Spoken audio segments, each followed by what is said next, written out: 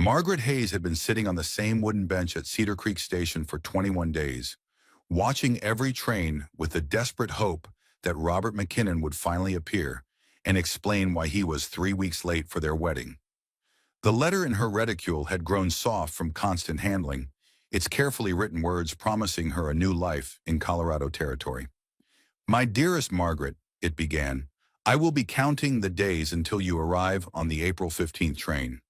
But April 15th had come and gone without a sign of him. So had every day since, each sunset taking with it another piece of her carefully constructed dreams.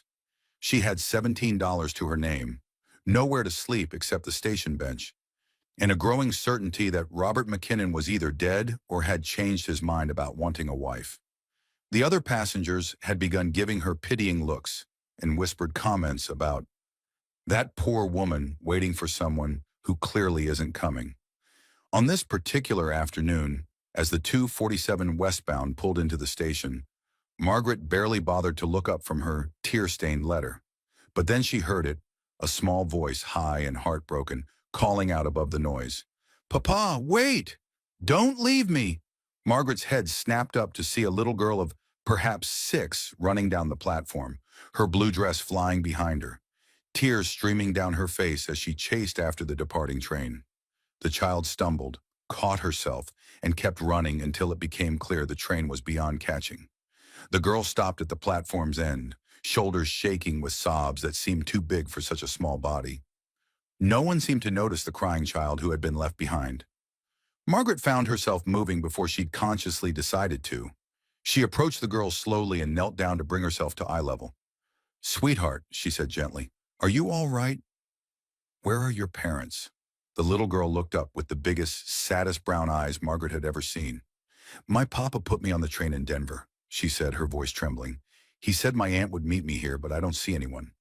And now the train is gone, and I don't know how to get back to him." Margaret's heart clenched with recognition. Here was another soul stranded by broken promises, another person whose careful arrangements had fallen apart. "What's your name, sweetheart?" "Lucy Morrison," the girl replied, wiping her nose on her sleeve. "Well, Lucy Morrison, my name is Margaret Hayes, and I think we might be able to help each other," Margaret said, making a decision that surprised her with its clarity. "I've been waiting here for someone who doesn't seem to be coming either. Perhaps we should wait together." Lucy studied Margaret's face with the serious consideration of a child who'd learned to be cautious about trusting adults. Whatever she saw there must have reassured her, because she nodded slowly and then, without warning, threw her small arms around Margaret's neck. The embrace was desperate and clinging, the hug of a child who had been trying to be brave for too long. Margaret found herself holding the girl close, stroking her hair while her own heart broke and mended simultaneously. "Will you really wait with me?" Lucy whispered against Margaret's shoulder. "I will," Margaret promised, and for the first time in 3 weeks, she felt like she was exactly where she was supposed to be. What Margaret didn't know was that 30 feet away, half hidden behind a support post, a tall man in a worn cowboy hat was watching their interaction with growing amazement.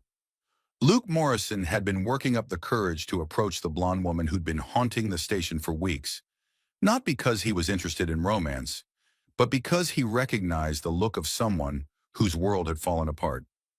Maybe, Luke thought as he watched Margaret comfort his crying daughter, some prayers got answered in ways you never expected.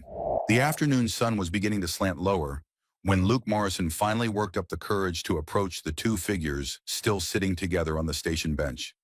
His daughter had stopped crying, but she remained curled against the blonde woman's side like a small animal seeking warmth. Margaret, he'd heard her give her name, was stroking Lucy's hair with the unconscious gentleness of someone who understood what it meant to comfort a frightened child. Luke removed his hat as he drew near, his boots making soft sounds on the wooden platform. Both Margaret and Lucy looked up at his approach, and he saw Margaret's posture shift slightly, not quite defensive, but alert in the way of someone who'd learned to be cautious around men she didn't know. "Excuse me, ma'am," Luke said, his voice carefully modulated to sound as non-threatening as possible. "I believe this little one belongs to me."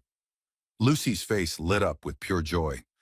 "Papa!" she cried, scrambling off the bench and launching herself into his arms with the abandon of a child who had feared she might never see her father again.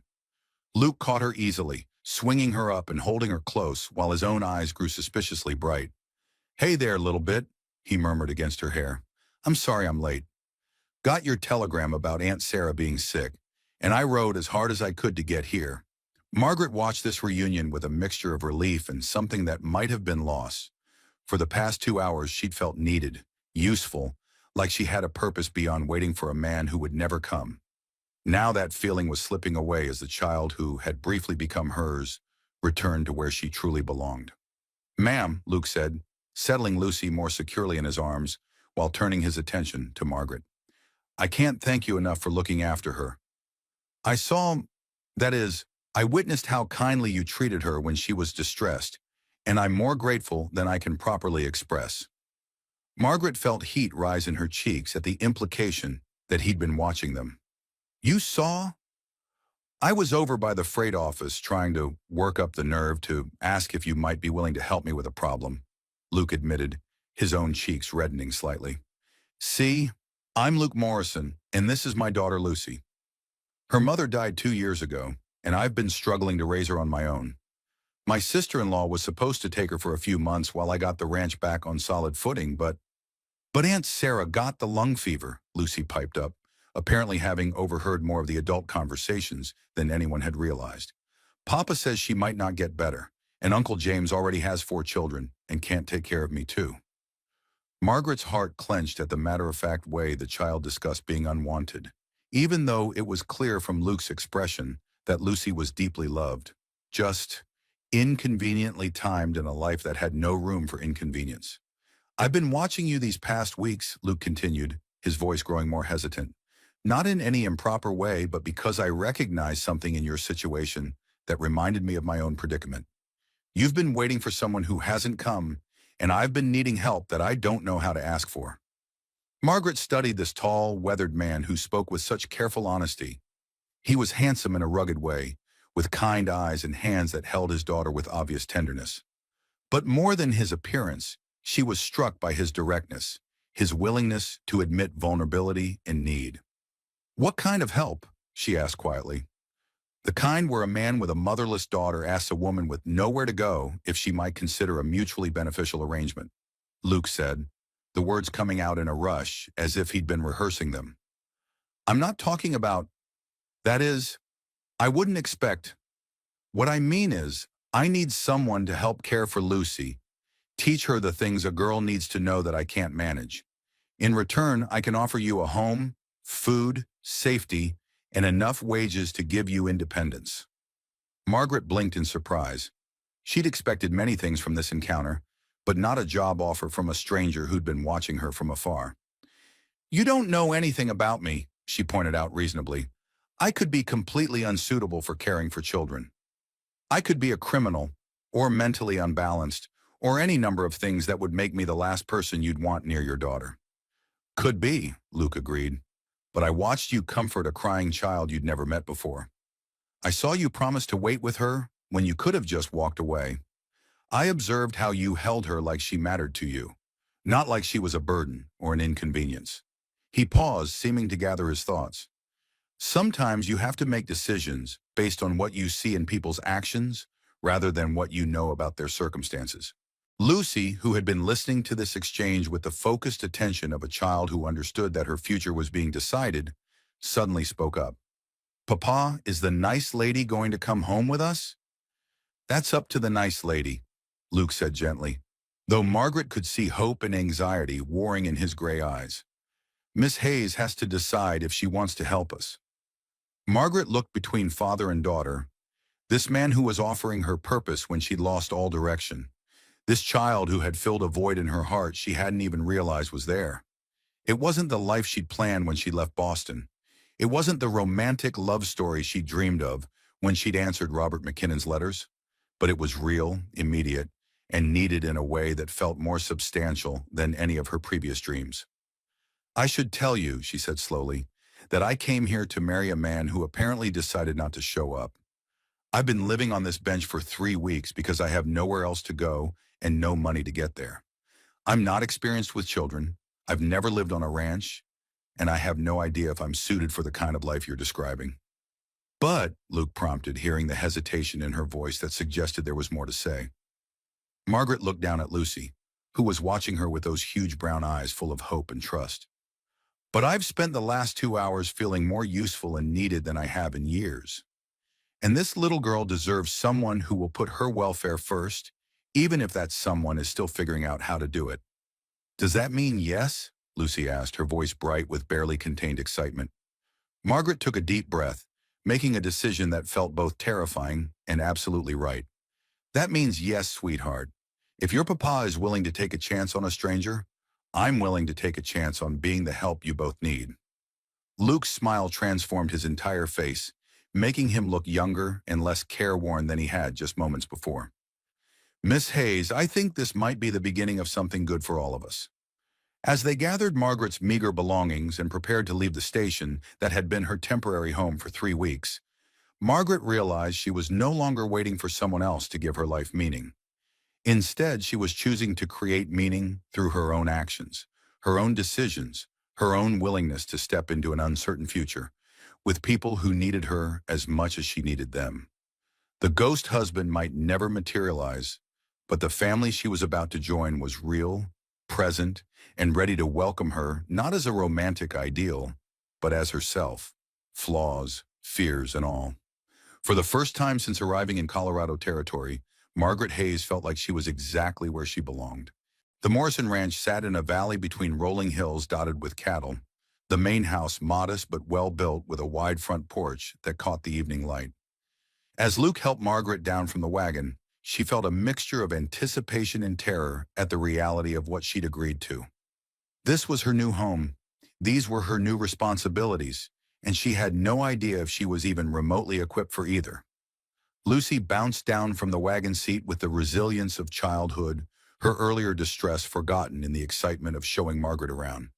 "Come see my room," she announced, grabbing Margaret's hand with dusty fingers. "Papa painted it yellow because I told him yellow was like sunshine, and sunshine makes everything happy." Margaret allowed herself to be tugged toward the house, acutely aware of Luke following behind with her single carpet bag. The front door opened into a living area that was clean, but clearly the domain of two people who didn't quite know how to make a house feel like a home. The furniture was functional rather than comfortable, and while everything was neat, there was an absence of the small touches that turned a dwelling into something warmer. "This is where Papa reads to me at night," Lucy said, pointing to a well-worn chair beside the fireplace. "And that's the kitchen where we make breakfast. Except Papa's not very good at making anything except eggs and bacon, and sometimes the eggs get all burned and smoky." Luke cleared his throat, looking embarrassed. "I've been meaning to work on my cooking skills." "Papa tries really hard," Lucy said loyally, "but he says cooking is like speaking a language he never learned properly." Margaret smiled at the child's diplomatic way of explaining her father's limitations. "Well, I happen to speak that language fairly well. Perhaps I can teach your papa a few phrases while I'm learning ranch language from him." The suggestion seemed to relieve some of Luke's obvious anxiety about his domestic shortcomings. He led them through the rest of the house, a small but adequate kitchen, 2 bedrooms, and a third room that he'd clearly been using as an office, but which had a narrow bed tucked into one corner. "I thought you might want this room," Luke said, standing awkwardly in the doorway. "It's not much, but it has the best light during the day, and there's space for your things. I can move my ranch papers to the kitchen table if you need more room." Margaret looked around the space that would be hers, the first room she'd had to herself since leaving Boston. It was simple but clean, with a window that looked out over the hills and a small dresser that would easily hold her few possessions. More importantly, it represented something she'd begun to think she'd lost forever, a place where she belonged, where she had a purpose beyond mere survival. "It's perfect," she said, meaning it. "Thank you." The first few days passed in a blur of adjustment and discovery. Margaret learned that Lucy was intelligent, but had been essentially raising herself in many ways, with Luke providing love and protection, but lacking the knowledge of how to guide a young girl through the complexities of growing up.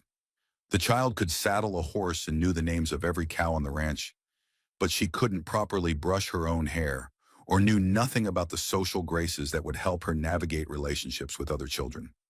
Margaret also learned that Luke Morrison was a man of quiet competence, who ran his ranch with careful attention to detail and genuine care for his animals and land.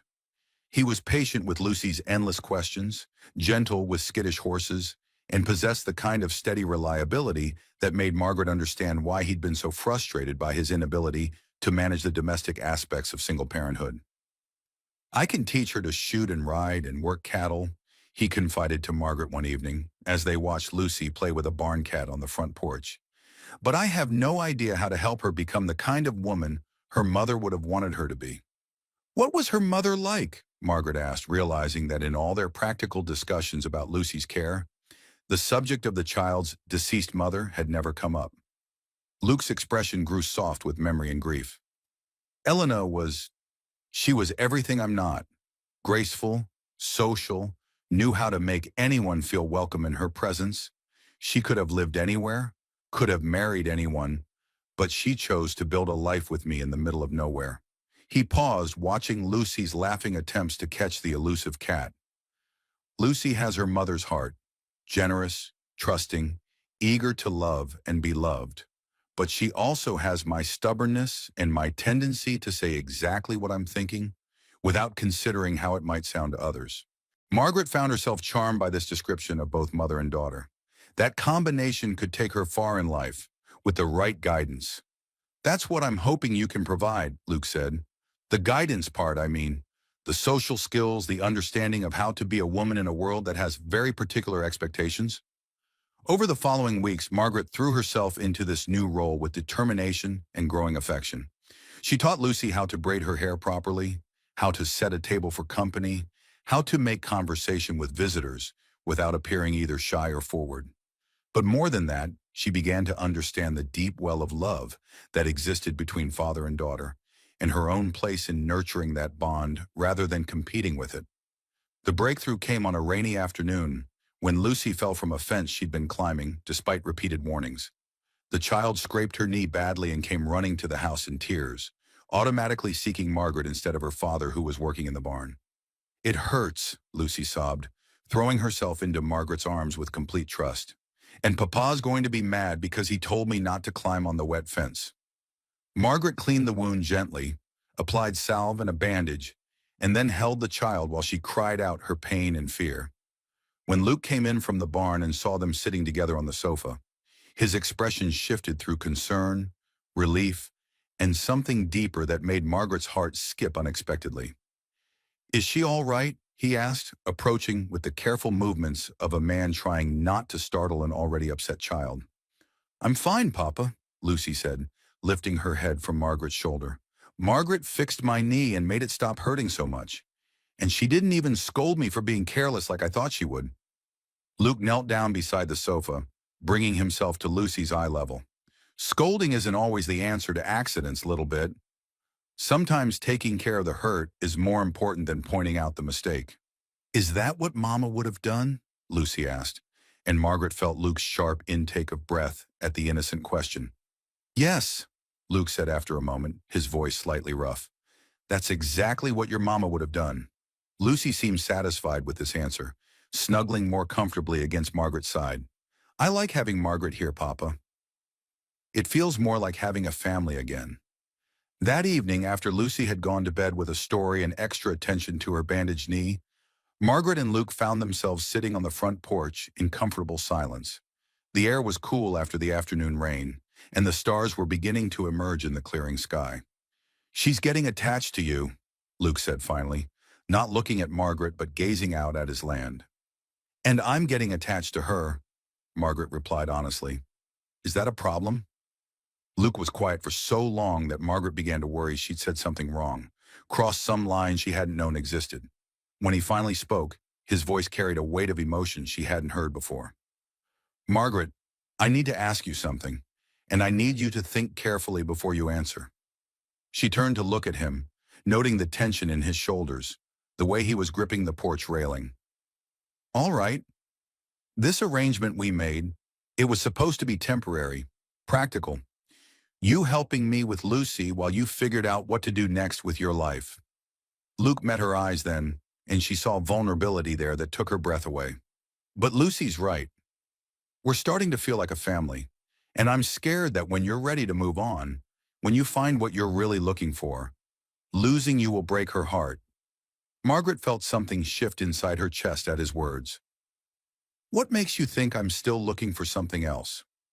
Because you're young, beautiful, intelligent. Because you came here looking for love and romance, not to be a governess to a rancher's daughter in the middle of nowhere. Because someday a man is going to see what I see in you and offer you the kind of life you originally wanted. The honesty in his voice, the assumption that she was somehow settling for less than she deserved, made Margaret realize that somewhere along the way, her definition of what she wanted had fundamentally changed. Luke, she said softly, what if I told you that I'm not the same woman who came here looking for Robert McKinnon? What if the life I thought I wanted wasn't actually what I needed? He turned to face her fully then, hope and fear warring in his expression. What are you saying? I'm saying that for the first time in my life, I wake up every morning knowing exactly why I'm needed, exactly how I can make a difference in someone's life. I'm saying that Lucy has filled spaces in my heart I didn't know were empty. And watching you be a father has shown me what real love looks like. Not the dramatic passion I thought I wanted, but the steady, reliable devotion that builds something lasting. Margaret took a deep breath, gathering courage for what she needed to say next. I'm saying that if you're asking me to stay permanently, to make this arrangement something more official and lasting, my answer is yes. Not because I'm settling, but because I've found something better than what I was originally looking for. Luke's smile was radiant, transforming his entire face with relief and joy. Margaret Hayes, are you saying you'd consider marrying a rancher who can't cook and whose daughter climbs fences in the rain? I'm saying I'd consider marrying a good man who loves his daughter enough to ask for help raising her, and whose daughter has already asked me to be her mom in every way that matters. As Luke reached for her hand, Margaret realized that sometimes the best things in life came not from the plans you made, but from the courage to embrace the unexpected gifts that arrived when your original plans fell apart. The news of Luke Morrison's engagement to the woman from the train station spread through Cedar Creek faster than wildfire in dry grass. By the time Margaret accompanied Luke and Lucy to town the following Saturday, it seemed like every person they encountered had an opinion about the arrangement. Mighty sudden, isn't it? Mrs. Henderson observed as Margaret selected fabric for a new dress, her first purchase for herself since arriving in Colorado territory. Known each other, what, a month now? Margaret felt heat rise in her cheeks, but Lucy piped up before she could respond. Sometimes you just know when someone belongs in your family, the little girl said with the matter-of-fact wisdom of childhood. Margaret belonged with us from the very first day. Mrs. Henderson's expression softened at Lucy's earnest declaration. Well, I suppose that's as good a reason as any for getting married. Better than some I've heard, anyway. The real test came when they encountered Reverend Phillips outside the general store. The elderly minister approached them with the careful expression of someone who'd heard rumors and wanted to verify facts before passing judgment. Luke, he said with a nod of greeting. Miss Hayes, I understand congratulations may be in order? Yes, sir, Luke replied, his arm moving protectively around Margaret's shoulders. We'd like to arrange for a wedding ceremony if you'd be willing to perform it. Reverend Phillips studied them both with sharp eyes that had seen decades of human nature in all its forms. This is quite a development from the practical arrangement you described when you first brought Miss Hayes to Sunday service. Margaret felt her stomach clench with anxiety. She'd known this moment would come. The questioning of their motives, the suggestion that their union was somehow improper or rushed. But before she could formulate a response, Lucy stepped forward with the confidence of a child who'd never learned to doubt her own perceptions. Reverend Phillips, she said seriously, do you think God minds when people find each other in ways that aren't exactly normal? The old minister's eyebrows rose at the unexpected question. What do you mean, child? Well, Papa needed help with me, and Margaret needed a place to belong. But then we all started loving each other, and now we want to be a real family. Lucy looked between her father and Margaret with complete certainty. It wasn't like in the stories where people meet at dances and get all swoony, but it feels more real than stories anyway. Reverend Phillips was quiet for a long moment, and Margaret found herself holding her breath while waiting for his verdict. When he finally spoke, his voice was warm with understanding. Lucy, my dear, I think God is far more interested in the love people build together than in how they happen to meet. And from what I can see, you three have built something worth blessing. He turned to Luke and Margaret with a smile. When would you like to have the ceremony? The relief in Luke's shoulders was palpable. As soon as possible, if that's acceptable. We don't need anything elaborate, just something simple with Lucy and whatever friends choose to attend. 2 weeks from today, Reverend Phillips decided. That will give folks time to adjust to the idea and give you time to make whatever preparations you'd like. As they walked back to the wagon, Lucy skipping ahead of them with evident joy, Luke took Margaret's hand. Any regrets about making this official?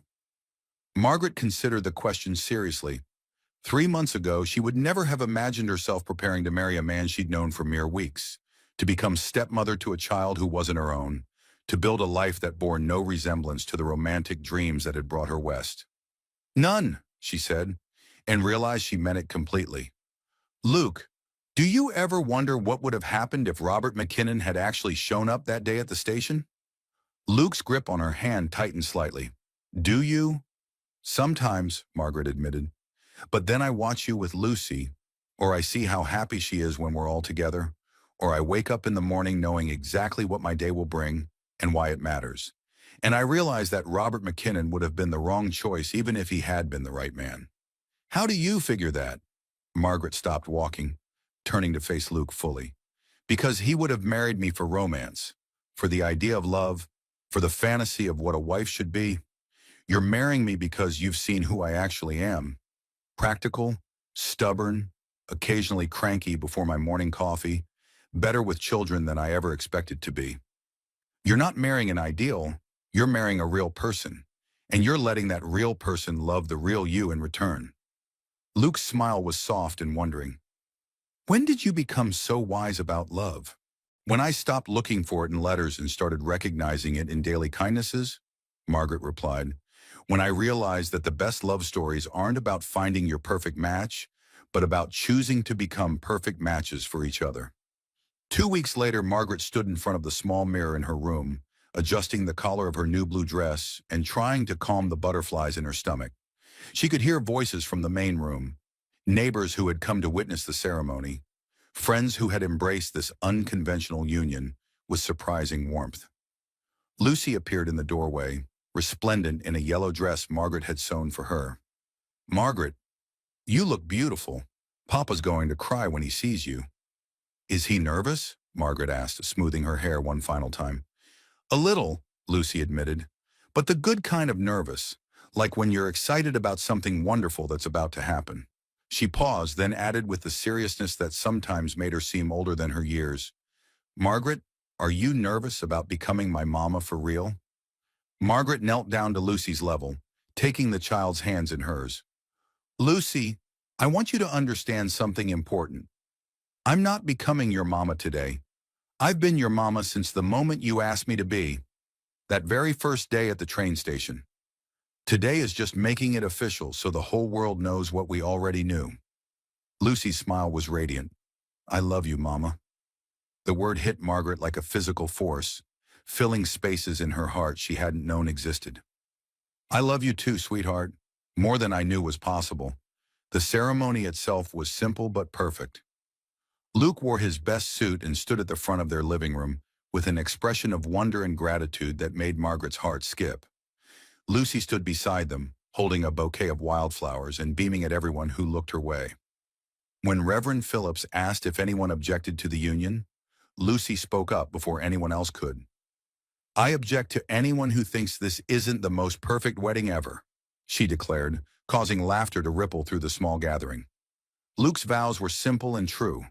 Margaret, you came into our lives when we needed you most, but you stayed because we needed each other. I promise to love you not just as my wife, but as Lucy's mother, as my partner in everything we build together, and as the woman who taught me that sometimes the best gifts come wrapped in unexpected packages. Margaret's vows came from the deepest part of her heart. Luke, you and Lucy gave me something I didn't know I was missing, A purpose that comes from being needed, not for what I could provide, but for who I am. I promise to love your daughter as my own, to stand beside you in whatever challenges we face, and to choose our family every single day for the rest of my life. When Reverend Phillips pronounced them husband and wife, Lucy cheered so loudly that everyone laughed. And when Luke kissed his new bride, Margaret realized that she had finally found what she'd been searching for all along. Not the passionate romance of novels, but the steady, deep love that came from building a life with people who saw her clearly and chose her anyway. As neighbors offered congratulations and Lucy chattered excitedly about having a real mom at last, Margaret caught sight of herself in the window reflection, a woman surrounded by family and friends, glowing with happiness and purpose. The ghost husband had never materialized, but the real husband standing beside her and the daughter now truly hers were worth more than any fantasy could ever have been. Sometimes the best love stories began not with passion, but with need. Not with perfection, but with two imperfect people deciding to create something beautiful together, one day at a time. 3 months into their marriage, Margaret Morrison had settled into a rhythm of happiness she'd never imagined possible. The ranch house had transformed under her care. Curtains at the windows, fresh bread cooling on the kitchen counter, Lucy's laughter echoing through rooms that had been silent too long. But on a crisp October morning, as she hung laundry on the line behind the house, that carefully constructed peace shattered with the sound of approaching hoofbeats. Margaret shaded her eyes against the morning sun, watching a lone rider approach the house. Something about the man's posture, the way he sat his horse, sent an uneasiness crawling up her spine. Luke was out checking the north pasture with Lucy, teaching her how to spot signs of sick cattle, a father-daughter tradition that had become one of Margaret's favorite things about their life together. The rider drew closer, and Margaret's hands stilled on the wet sheet she'd been pinning to the line. The man was well-dressed in a way that spoke of city living and comfortable circumstances. His dark hair was neatly trimmed beneath an expensive hat, and his horse was clearly bred for show rather than ranch work. Everything about him screamed outsider, visitor, trouble. But it wasn't until he dismounted and turned toward her that Margaret felt the bottom drop out of her world. Even across the distance of months and miles, even changed by travel and time, she recognized the face from the carefully preserved photograph she'd once carried. The face that had haunted her dreams of romantic love and domestic bliss. Robert McKinnon had finally come to claim his bride. Margaret? His voice carried across the yard, uncertain but hopeful. Margaret Hayes? My God, I can't believe I finally found you. Margaret's legs felt suddenly weak, as if they might not support her weight. She gripped the laundry basket with white knuckles, trying to process the impossibility of his presence. Robert, she managed to say, her voice barely above a whisper. He approached with the confident stride of a man accustomed to having his presence welcomed, his face lighting up with what appeared to be genuine joy and relief. I know this must be a shock, seeing me after all this time. I can't begin to tell you how sorry I am for the delay, how frantically I've been searching for you. Margaret stared at him, this man who had once represented all her hopes for the future, trying to reconcile his presence with the life she'd built in his absence. He was handsome, just as his photograph had suggested. Refined features, kind eyes, the sort of man any sensible woman would be grateful to marry. 3 months ago, his arrival would have been the answer to every prayer. Now he felt like an intrusion from another life entirely. I don't understand, she said finally, finding her voice though it shook with emotion she couldn't quite identify. You were supposed to meet me at Cedar Creek Station in April. It's October, Robert. Where have you been? His expression grew pained, regret evident in every line of his face. There was an accident, Margaret. A terrible accident just days before you were scheduled to arrive. I was thrown from my horse and suffered a head injury that left me unconscious for weeks. By the time I recovered enough to travel, you'd disappeared from the station. No one could tell me where you'd gone. The explanation was reasonable, logical, the kind of tragic misunderstanding that could easily account for their missed connection. Margaret felt guilt twist in her stomach at the realization that while she'd been building a new life with Luke and Lucy, Robert had been injured, possibly fighting for his life. "I'm so sorry," she said, meaning it. "I had no way of knowing. When you didn't come, I assumed—" She trailed off, unable to finish the sentence that would reveal how quickly she'd given up on him, how readily she'd embraced an alternative future. "I know what you must have assumed," Robert said gently, stepping closer. "Any woman would have thought the same. But I never stopped looking for you, Margaret. I've spent months traveling from town to town, following every lead, hoping against hope that I'd find you safe and well." His eyes took in her appearance. The simple work dress, the sun-touched skin, the calluses on her hands from months of ranch life. "And here you are, more beautiful than ever." Margaret felt heat rise in her cheeks at his admiration, but also a strange discomfort. This wasn't how she'd imagined their reunion during all those lonely nights at the train station. There was no rush of romantic feeling, no sense of destiny finally fulfilled. Instead, she felt only confusion and a growing dread about what his presence would mean for the family she'd built. "Robert," she began, but was interrupted by the sound of voices approaching from the direction of the barn. Luke and Lucy were returning from their ride, their conversation carrying on the morning air. Luke's deep voice answering one of Lucy's endless questions about ranch management. Robert followed Margaret's gaze, his expression shifting to curiosity as he took in the sight of the tall rancher, helping a young girl down from her horse. "Friends of yours or your own?" he asked. Margaret's throat went dry. "Robert, there's something you need to know. Something that's happened since we missed each other."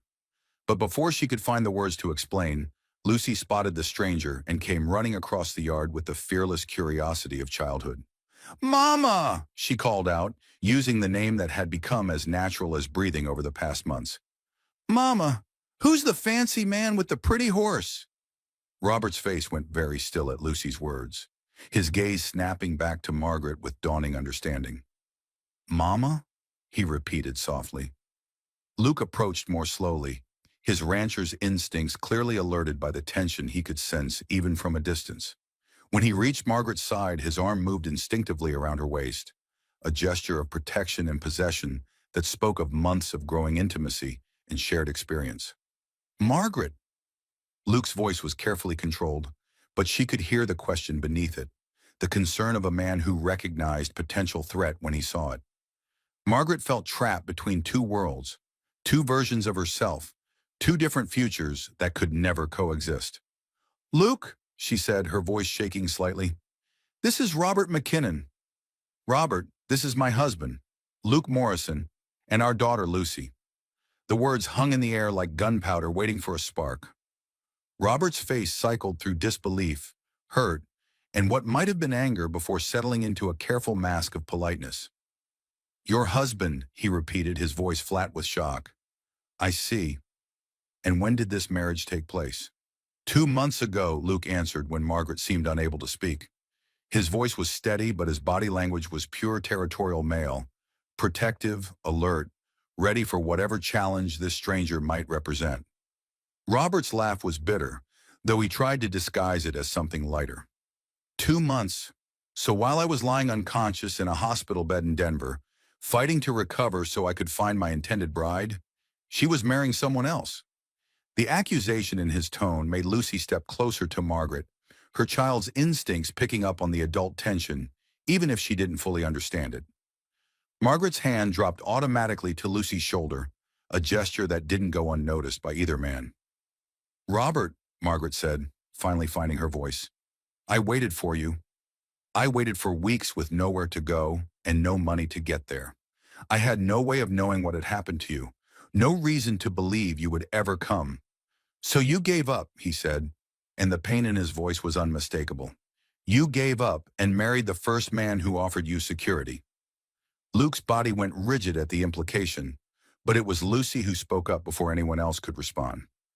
"That's not true," she said indignantly, her small hands on her hips in a gesture that was pure Luke. "Mama didn't marry Papa for security. She married him because we love each other and we're a family." The simple honesty in Lucy's declaration seemed to hit Robert like a physical blow. He looked between the three of them, husband, wife, and child, and Margaret could see him taking in the obvious bonds that connected them, the easy intimacy that spoke of genuine affection rather than mere convenience. "I see," he said quietly, his anger deflating into something that looked more like grief. "And I suppose there's no room in this family for the man who was supposed to be here first?" The question hung between them, loaded with months of missed chances and roads not taken. Margaret felt her heart breaking, not for lost love, but for the pain she could see in Robert's face, for the impossibility of a situation that had no good solution for anyone involved. But what she realized, standing there with Luke's arm around her and Lucy pressed against her side, was that her answer had never really been in doubt. Not from the moment she'd chosen to comfort a crying child at a train station, not from the day she'd agreed to help a struggling father, not from the night she'd realized that the love she'd built was stronger than any love she'd dreamed. "Robert," she said softly, "I'm sorry. I'm sorrier than I can possibly express." But no, there isn't. The silence that followed Margaret's declaration stretched taut as a wire fence in winter, threatening to snap under the weight of everything left unsaid. Robert McKinnon stood frozen for a long moment, his face cycling through emotions too complex for easy reading. When he finally spoke, his voice carried the careful control of a man trying not to shatter completely. "I see," he said, though clearly he didn't see it all. 3 months. 3 months was all it took for you to forget about the future we'd planned, the promises we'd made to each other." "We made no promises," Margaret replied, finding strength in Luke's steady presence beside her. "We exchanged letters, Robert. We shared hopes and possibilities, but we never stood before God and witnesses and pledged our lives to each other. You didn't come, and life moved forward." Robert's carefully maintained composure began to crack. "I didn't come because I was lying unconscious in a hospital bed. I didn't come because I nearly died trying to prepare a home worthy of the woman I thought I loved." His voice rose with each word, years of imagined conversations and planned explanations pouring out in a rush of frustrated pain. "Do you have any idea what I've been through these past months? The guilt, the worry, the desperate searching." Luke's arm tightened protectively around Margaret's waist, but his voice remained level when he spoke. "I'm sorry for what you went through, McKinnon. No man should have to face that kind of suffering, but Margaret went through her own hell during those weeks when you didn't show. She waited until she had nothing left to wait with. And then you swooped in to rescue the abandoned bride," Robert shot back, his gentlemanly facade crumbling to reveal the raw hurt beneath. "How convenient for you. How noble." "That's enough," Margaret said sharply, stepping forward before Luke could respond to the provocation. "You don't know anything about what happened between Luke and me, or why we made the choices we made. You have no right to stand there and judge decisions you weren't here to be part of." Lucy, who had been pressed against Margaret's side throughout this exchange, suddenly spoke up with the clear voice of childhood, cutting through adult complications. "Why is the fancy man being mean to Mama and Papa? Did we do something wrong?" The innocent question hit all three adults like a physical blow. Margaret knelt down to Lucy's level, her hands gentle on the child's shoulders. "No, sweetheart. You didn't do anything wrong. The fancy man, Mr. McKinnon, he's just confused and sad because some things didn't work out the way he expected them to. Like when I expected Aunt Sarah to take care of me, but she got sick instead," Lucy asked with the logic of a 6-year-old trying to make sense of adult disappointments. "Something like that," Margaret agreed, her throat tight with emotion. Robert watched this interaction with growing realization. The tenderness between Margaret and the child wasn't performed for his benefit. It was real, deep, the kind of bond that formed through months of daily care and growing love. Whatever he'd expected to find when he finally tracked down his missing bride, it hadn't been this. A woman who'd become a mother, a wife who'd found her place in the world without him. "She calls you Mama," he said quietly, the fight going out of him as understanding dawned. "She has for months," Margaret replied, rising to face him again, "from almost the very first day we met. And I've been her mother in every way that matters since then. And him," Robert's gaze shifted to Luke, taking in the rancher's protective stance. the way he seemed to anchor Margaret simply by being near. How long did it take you to fall in love with him? The question was loaded with pain and accusation, but Margaret found herself answering with complete honesty. I don't know that I can pinpoint a moment when it happened. It wasn't like the romantic stories I used to read, where people meet and instantly know they're destined for each other.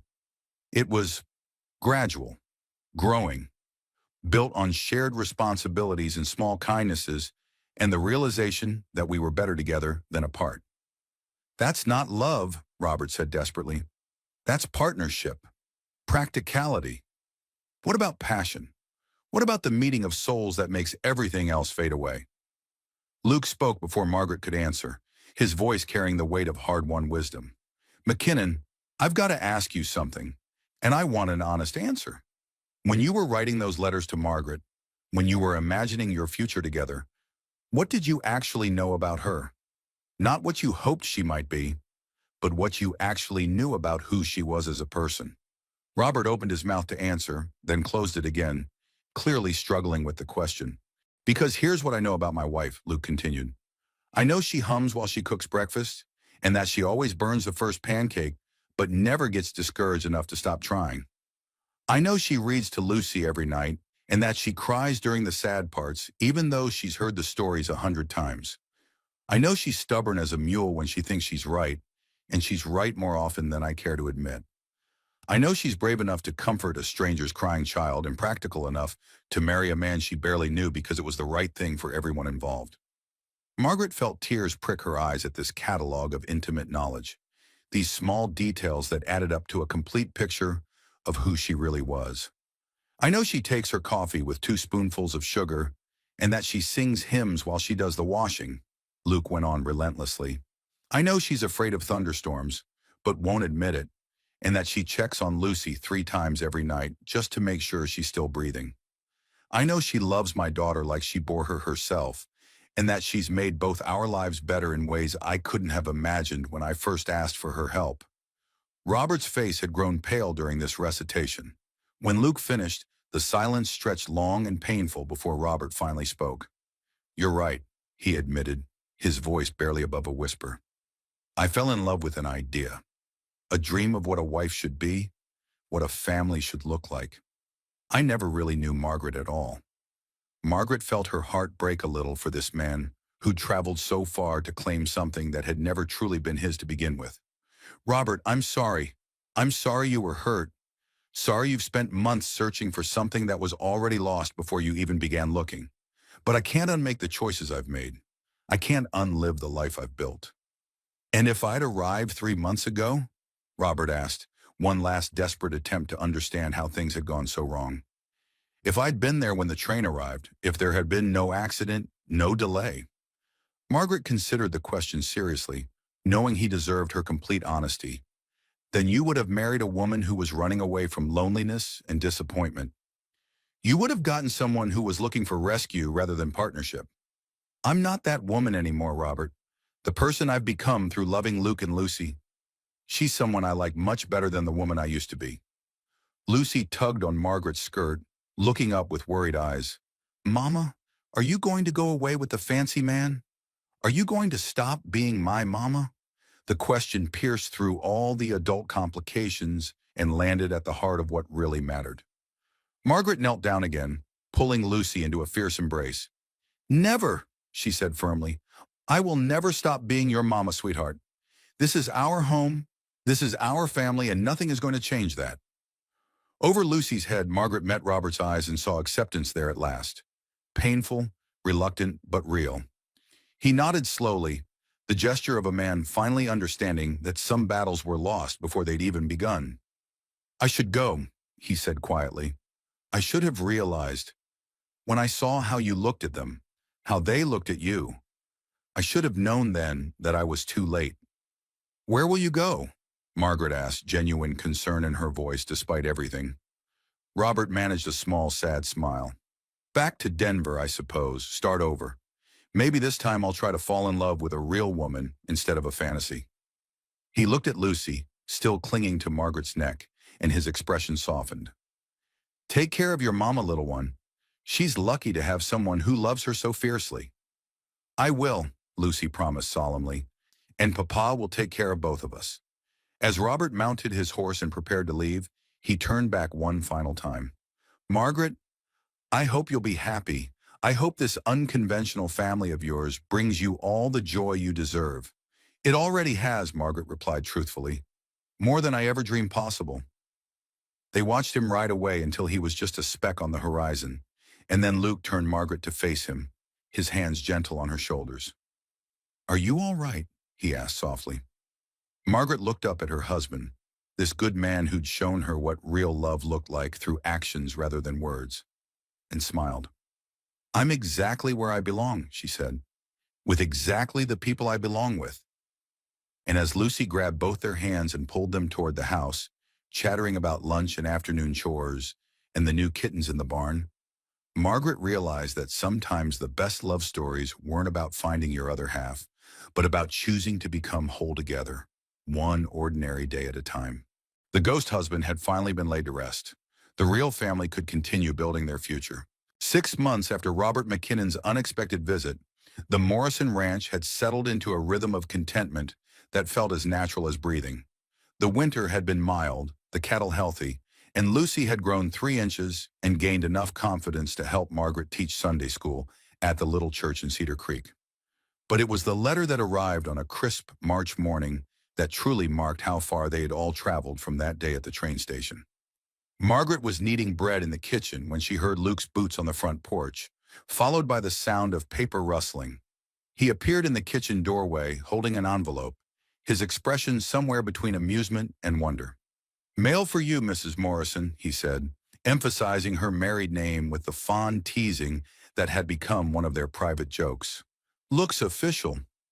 Margaret wiped her flour-dusted hands on her apron and took the letter, recognizing the neat handwriting immediately.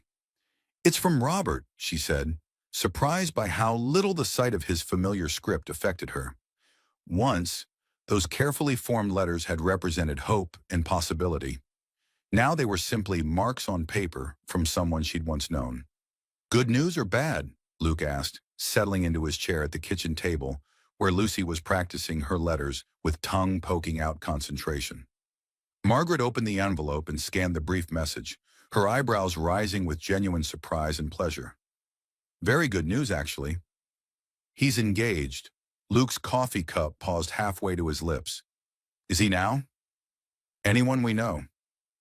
A widow in Denver named Catherine Walsh. She has 2 young children and, according to Robert, a practical nature and a kind heart that have taught him the difference between loving someone and loving the idea of someone. Margaret folded the letter with a smile. He sounds happy.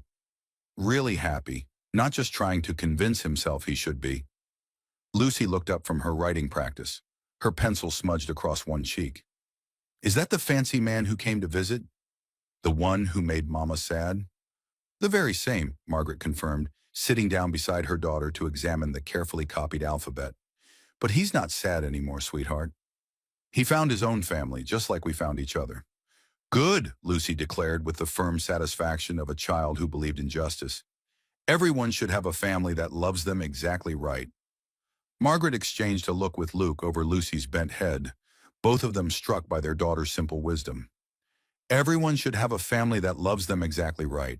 It was perhaps the most perfect description of what they'd built together that Margaret had ever heard. Speaking of families, Luke said, reaching into his shirt pocket to pull out a small wrapped package. I have something for both my girls. Lucy's head snapped up immediately, her letters forgotten. Is it a present? Is it someone's birthday that I forgot?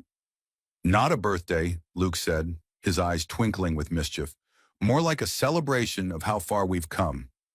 Margaret watched as he handed Lucy the package first, her heart warming at the sight of her husband's gentle patience as Lucy struggled with the twine.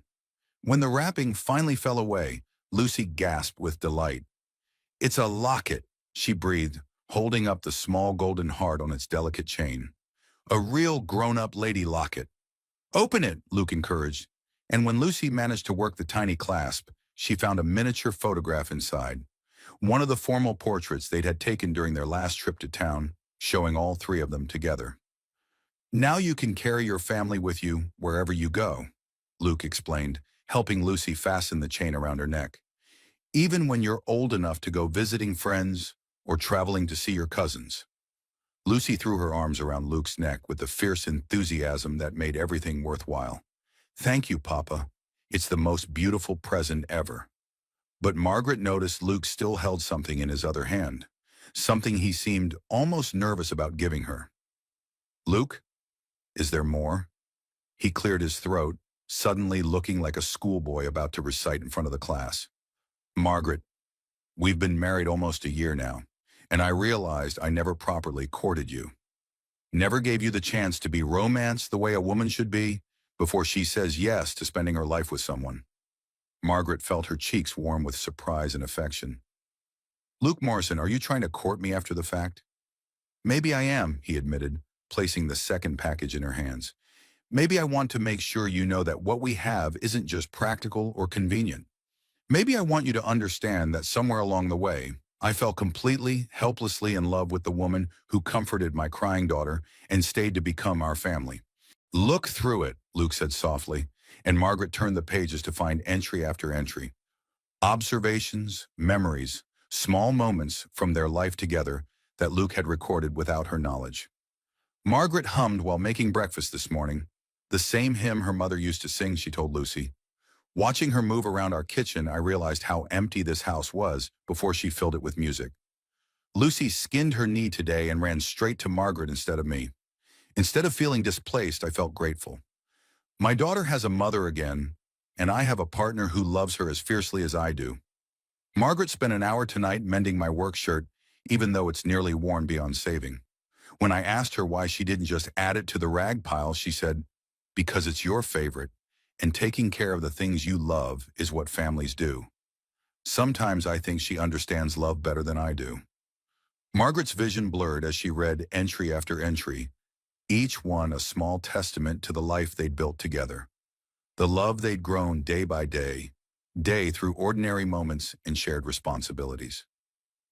Luke, she whispered, unable to find words adequate for what his gift meant to her. There's more, he said, and she looked up to find him watching her with an expression of such tender vulnerability that her heart squeezed with overwhelming love. He reached across the table and took her flour-dusted hands in his work-roughened ones.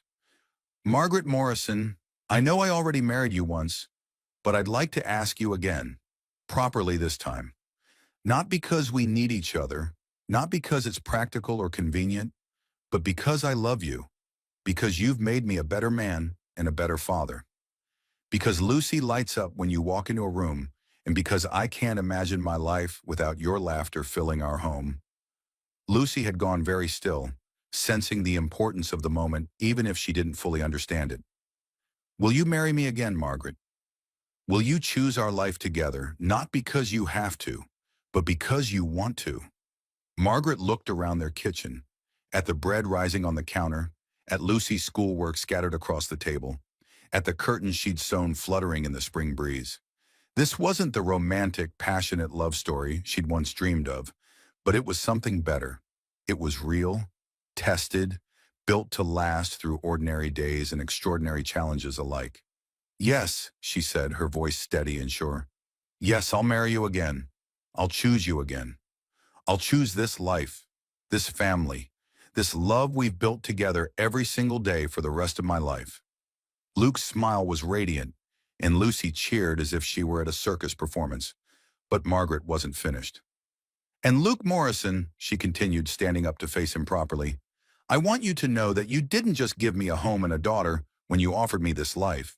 You gave me myself. The woman I was meant to be. The mother I never knew I could become. The wife who doesn't have to pretend to be anything other than exactly who she is. When Luke kissed her, soft and sweet and full of promise, Margaret tasted their future together. Years of shared mornings, Lucy's wedding someday, grandchildren to spoil, the quiet satisfaction of a love that had chosen to grow stronger rather than simply burning bright and fast. Are we having another wedding? Lucy asked excitedly when they finally broke apart. Can I wear my yellow dress again? Can we have cake? We can have the biggest cake in Colorado territory, Luke promised, swinging Lucy up into his arms. because some love stories are worth celebrating twice. As Margaret looked at her husband and daughter, both of them grinning at her with identical expressions of joy and mischief, she realized that Robert McKinnon had been right about one thing. She had forgotten about the future she'd originally planned. But that was because she discovered something infinitely better. A present so rich with love and purpose and belonging that the future could only be an extension of the happiness she'd already found. The ghost husband was truly gone, replaced by a real man who loved her not for who she might become, but for who she already was. And their daughter, because Lucy was theirs now in every way that mattered, would grow up knowing that the best families weren't always the ones you were born into, but sometimes the ones you chose to create through love, commitment, and the daily decision to put each other first. Outside, spring was painting the Colorado landscape in shades of hope and renewal. Inside, the Morrison family was writing the next chapter of their own love story, not with dramatic gestures or passionate declarations, but with flower-dusted hands, shared laughter, and the quiet certainty that they had found exactly where they belonged. And there you have it, folks.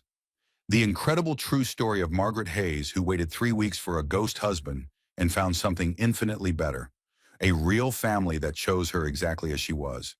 What strikes me most about Margaret's journey isn't just the romance. Though Luke Morrison's retroactive courtship with that handwritten journal might be one of the sweetest gestures in Wild West history. No, what gets me is how this story completely flips our modern ideas about instant gratification and perfect timing upside down. Think about it.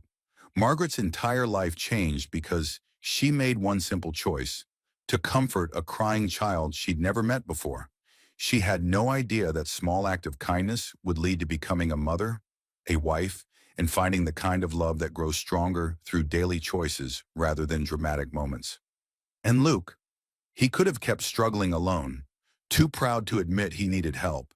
Instead, he took a chance on a stranded stranger and discovered that sometimes the best partnerships begin not with passion, but with mutual need and respect. But here's what really moves me about their story. When Robert McKinnon finally showed up, the man Margaret had originally traveled 2,000 miles to marry, she didn't hesitate for even a moment. She knew exactly where she belonged, exactly who she was meant to be with. That's the kind of certainty that only comes from real love, tested by time and daily life. Lucy's innocent wisdom throughout this tale reminds us that children see truth more clearly than adults sometimes do. Everyone should have a family that loves them exactly right, she said. And isn't that what we're all searching for? Not perfect love, but the right love, love that accepts us as we are, while inspiring us to become better. Margaret's story proves that sometimes our biggest disappointments are actually life redirecting us towards something we didn't even know we needed. That ghost husband who never showed up, he led her straight to the man who would love her not for the fantasy version of herself, but for the real woman she was becoming. The American frontier was full of stories like this. People thrown together by circumstance, creating families not through blood, but through choice, building love not through romance novels, but through shared hardship and daily kindness. If Margaret Hayes Morrison could see us now, I think she'd want you to know that it's never too late to choose love over loneliness, courage over comfort, and hope over heartbreak. Sometimes the best things in life come not when you're looking for them, but when you're busy helping someone else. What do you think?